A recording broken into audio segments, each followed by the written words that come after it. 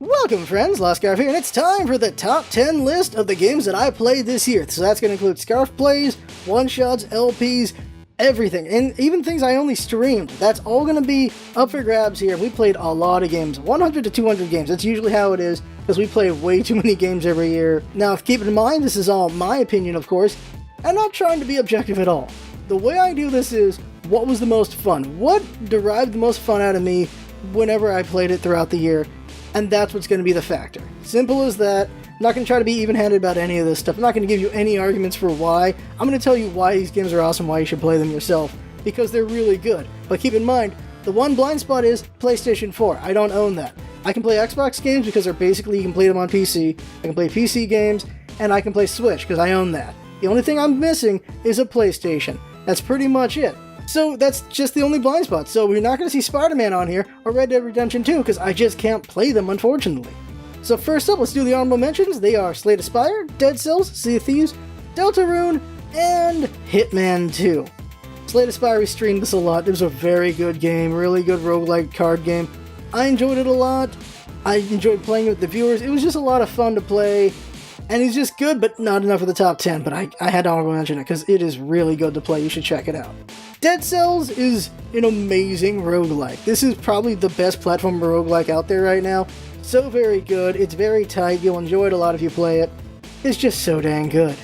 Sea of Thieves was really fun for me and Jinx to play. People think it's hollow, it's too easy, or this or that. It was just fun sailing around being pirates. It really was. Just going to islands, getting treasure, going underwater, and going into sunken treasure. It was fun treasure hunting. That's what it really was for us, being adventurous and treasure hunting. What ruined it for us was really just fighting pirates. Other people attacking us and being real jerks about it was very not fun. Like, the big dig to it is you only get XP from turning things in, so people would just camp the islands and they would just make it not fun to play. Very unfortunate. Could have been better. Next one, Deltarune. We did an LP of it. Really good game. So happy with the voices we did for it. This is just so enjoyable. And it was only the first chapter of the game. That's it, the demo. It was really good. Undertale was number 1 when it was on the list, whatever year that was. And Deltarune will probably be in contention when that comes out, because it's just so good already. I cannot wait to see the full version. And lastly is Hitman 2, basically tied for 10th and 9th, with the bottoms of the list for the top 10, because it's just a really good game, so finely crafted. I love it a lot. But it got barely edged out by the other ones. It's just really good. Number 10 is Just Cause 4. This is developed by Avalanche Studios and published by Square Enix, and I have no clue why it's got so much hate. It is mostly negative reviewed on Steam, and I got no idea. It is everything I loved about Just Cause 2. I didn't play 3, so I don't know if that's got high expectations and this let people down from 3. But having played 2 and then going to 4, I freaking love it.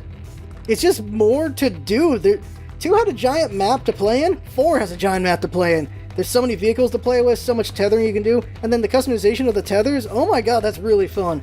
I'm enjoying the crap out of this game. I don't know why it's so negatively reviewed. You can go from a freaking motorcycle, and then go into the air, grab a freaking helicopter, fly around, blow a bunch of stuff up, which is always fun to do. So much destructible terrain, really love blowing up buildings, then just blow that helicopter up, grab a jet or a blimp, crash that down, and then jump over to another vehicle. Just do whatever the heck you want. You can do so much comboing of ridiculousness in this game. It is so very fun, so very sandboxy, and you just get around really well and cause so much mayhem. And I had fun with a bunch of the characters and a lot of the story. I especially enjoyed the Hollywood director chick. He's the funnest part of that game to me. I just enjoyed it a lot. And that's why it's number 10 on the list. Number 9 is Warhammer End Times Vermintide 2. Such a good game. They improved on 1 in so many levels, in so many ways, and it's just really good. That's the thing. These bottom ones are all sequels right here, and they've all improved on what they were before, and even better. FactShark did an amazing job with Vermintide 2.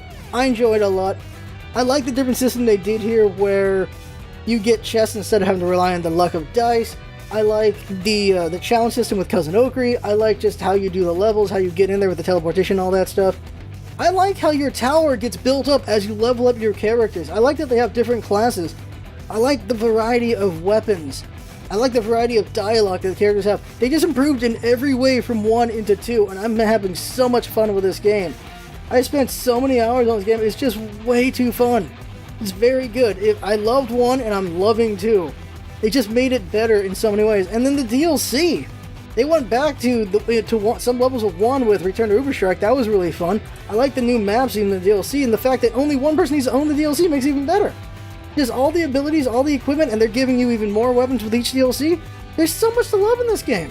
It's only positives, no negatives. I'm really enjoying this thing. And they did such a great job with the AIs. If you want to fight on your own, it's even better with that too. It's really good. It's great. I'm having so much fun with it, and I'm still having fun with it. It's really something I cannot put to words. It's the same thing with like Dynasty Warriors or these other games where you just mow things down mindlessly. I like it a lot. It gets something visceral out of me, and Vermintide 2 scratches it really well. Number 8 is The Messenger, and this is by Sabotage, the developers, and Devolver Digital is the publishers.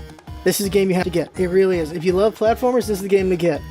This is the newest Shovel Knight, basically. Shovel Knight was an amazing game that paid homage to just retro and doing it very well. The Messenger is that as well.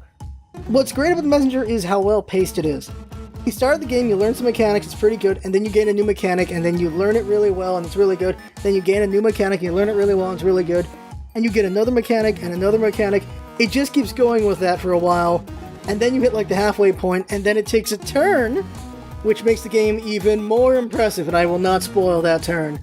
But oh my god, when it changes gears, and we have the LP of this on the side channel. We didn't put this on the main channel. It's on the side channel. It is such a good game, and the writing for this game is so good. So many funny moments with the writing. They did such a great job with this game, and the graphics are great. It's so good. The boss fights were fun. I really enjoyed this game a lot. It is a good game. You should definitely buy it if you're into platformers. You will not regret it one bit. So dang fun. And yeah, deserves to be on the top 10 at number 8. It's so good. Number 7? Well, it's gotta go to this. Arc System Works developed, published by Bandai Namco Entertainment, Dragon Ball FighterZ. Yup. Such a good game. This is the best hardcore fighter of the year for damn sure. So very good, really fun. A lot of simplicity to it and a lot of complexity to it. Like, the floor is pretty good and the ceiling for skill is really good in this game. I played some really good fighters in this game and seen just how far you can take it, and it's really impressive. So fun, it's just a really good game. It's fun to play it. The spectacle of it's really fun. The combos are very satisfying. Learning how to do even better, more complex moves is just so great as well. And the number of characters and fan service for Dragon Ball fans is huge. There's just a lot here. And even not a fan of Dragon Ball, the gameplay is pretty dang solid. I like it a lot as a fighter. The only big weakness, of course, in this game is the story mode. The story mode's not great, but if you want to just throw down with friends online, this is the game to play. Or if you're just a fan of Dragon Ball, you'll enjoy the fan service of it. And that part in the story mode is a lot of fun as well. Just the fan service part's really good. And it's really fun dunking Goku and everyone related to Goku with Android 16. So dang fun. And just doing all the specials and just seeing the dramatic finishes. There's just so much fun to this game. It's really enjoyable and I liked it a lot.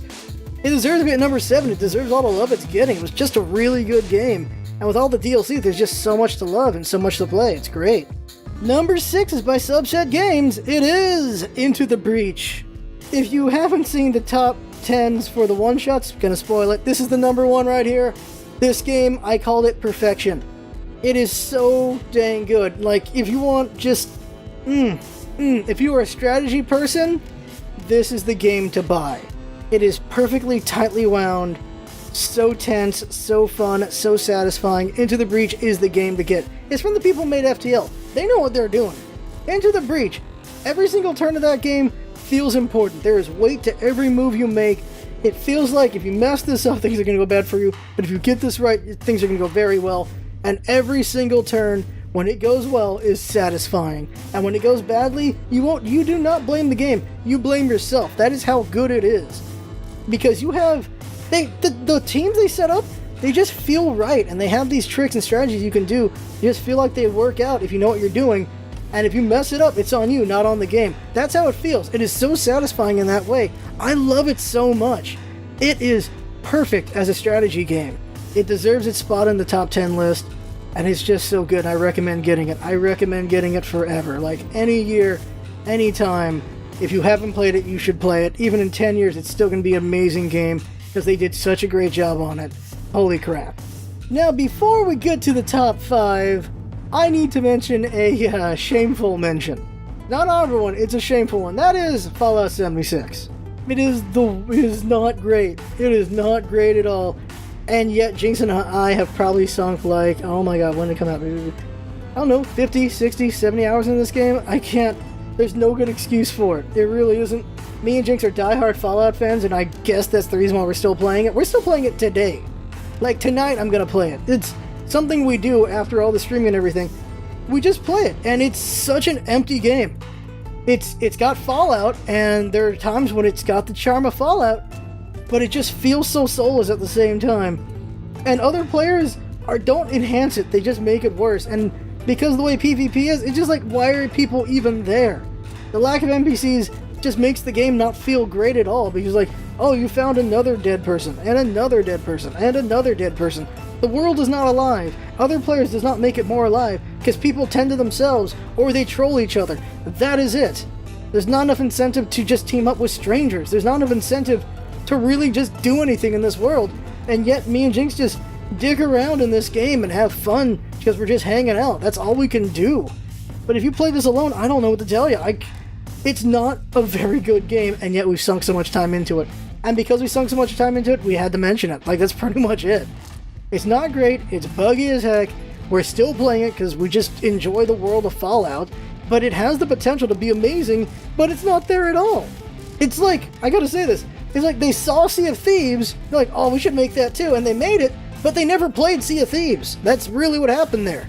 Sea of Thieves had a lot of great things going for it, and some things that just didn't work out. Fallout 76 has a lot of things that could work out, but it's just not doing anything. It's just not great. It's not great at all. I can't believe we spent so many hours on this game, and we'll still spend so many hours on this game. It's like being someone who eats McDonald's every day. That's really what it is. Fallout 76 is eating McDonald's. It's not the best food you can eat, but you eat it anyway. Oh my god, I can't believe that analogy, but it works. It just freaking works. So Fallout 76 is McDonald's. Oh my god. Let's get to the top 5. Let's get to the top 5. Number 5 comes from Capcom. That's right, Monster Hunter World. Every year these games come out, I'm going to play the balls out of them, and they're going to end up on this top 10 list, because Monster Hunter is just always a gem. Oh my god, is this game good. Hours and hours and hours and hours of gameplay. You can easily get like 500 hours out of these games. Like, they are games you can play so dang long and be so satisfied with and enjoy so much, and this is one of them.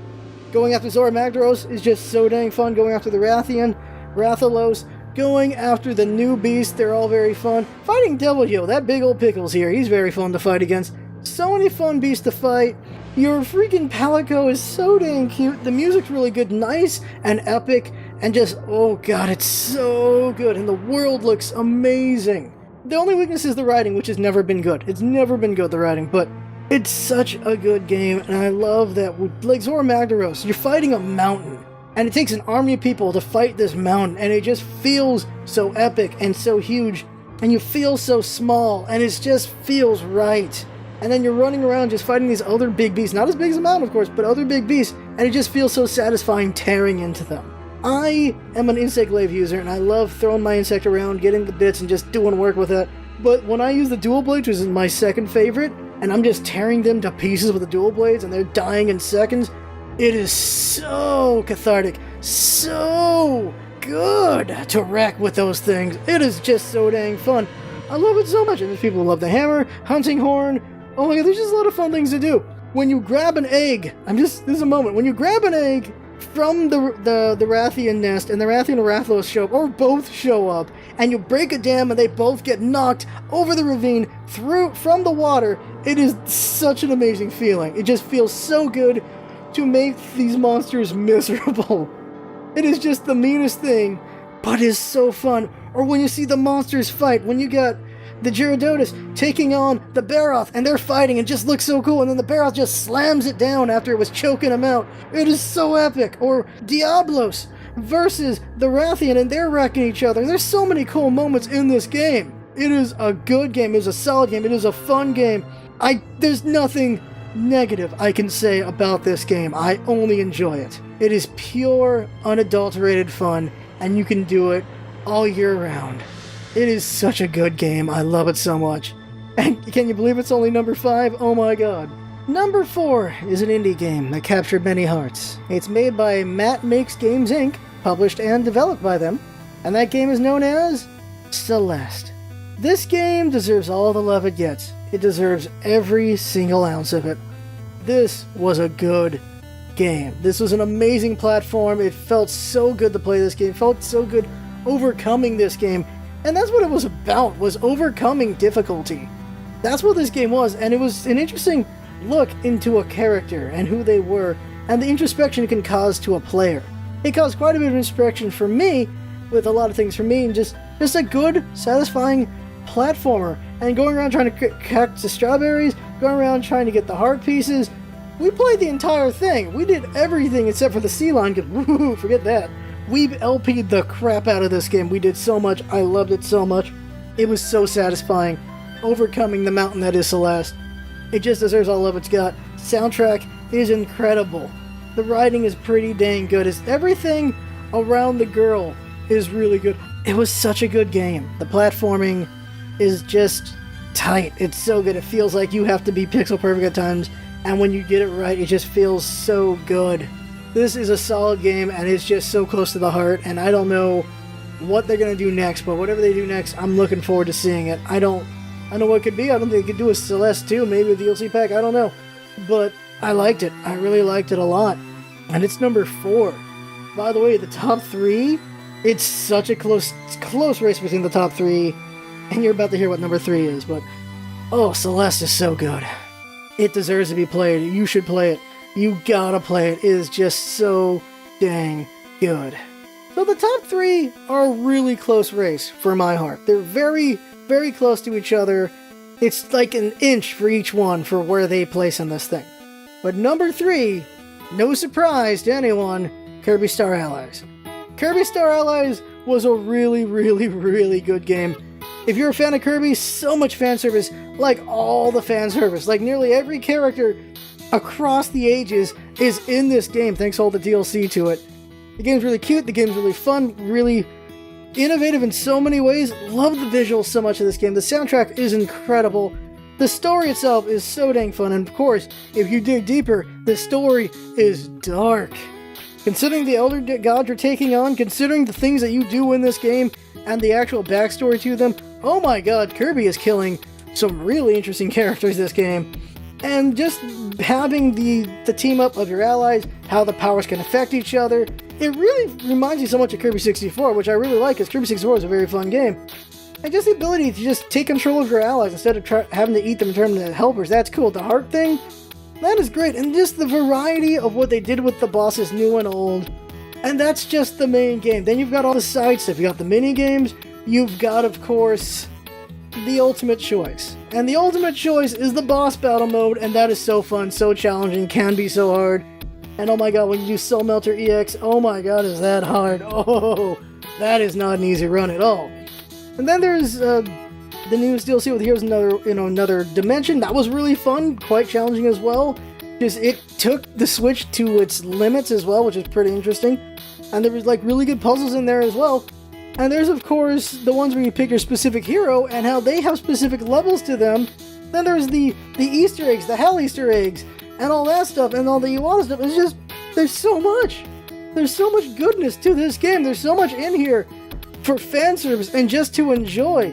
It's such a love letter to Kirby and the fans of Kirby, and I love it so much because you get everyone's here. Whatever game you liked, there was a character from it in here.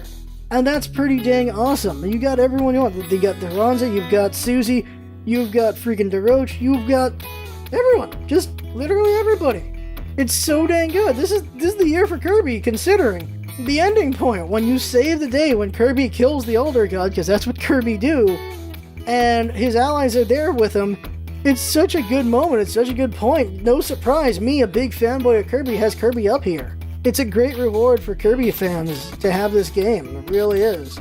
And just the future is just so bright for Kirby, it feels like, and I'm just so happy. It's a good game to play. It's a very fun game to play. Probably simpler and easier for some people, but when you get deep into the meat of it, it can have a real good challenge to it as well. And it's going to be at number 3 right there. Just so good.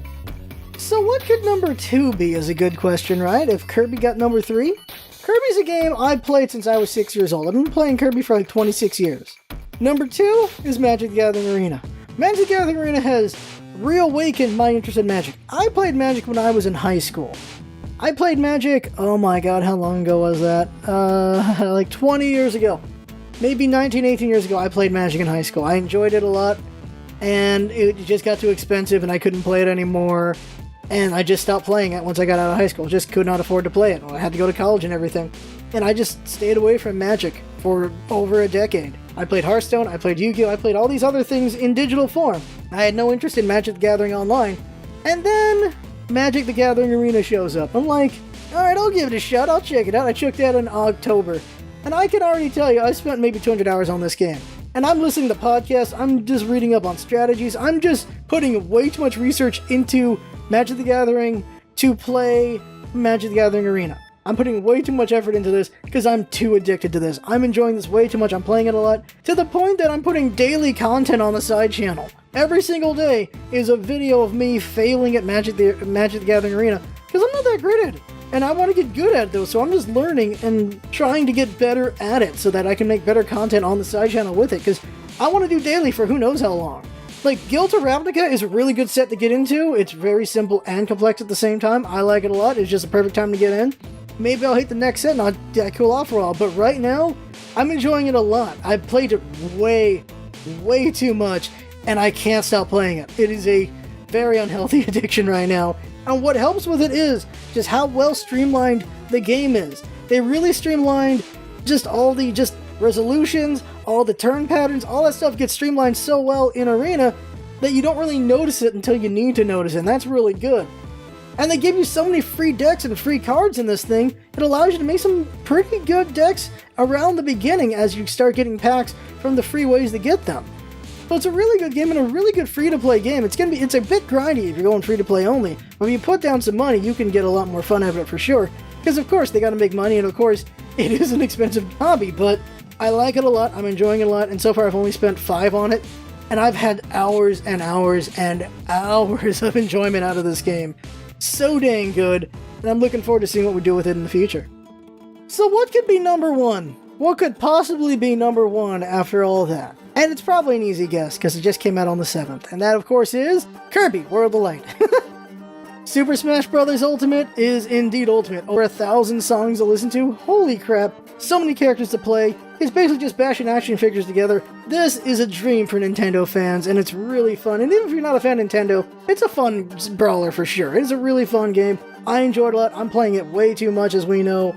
We're LPing it right now, and I've already got content all the way into like February or late January for this game. We've been playing it way too much. I've got 30 to 40 hours in this game, and it came out on the 7th. And I am still hotly interested in this game. I'm still enjoying it as much as I enjoyed it when we first got it. That is pretty damn good. At some point you have way too much ice cream, you don't like ice cream anymore. I am still digging deep into this game. I am loving it so dang much. I'm enjoying it. So much amazing soundtrack. So much fun to play with all these different characters. They all have just different ways they play, and it's so very fun. Even the echoes have some differentiation.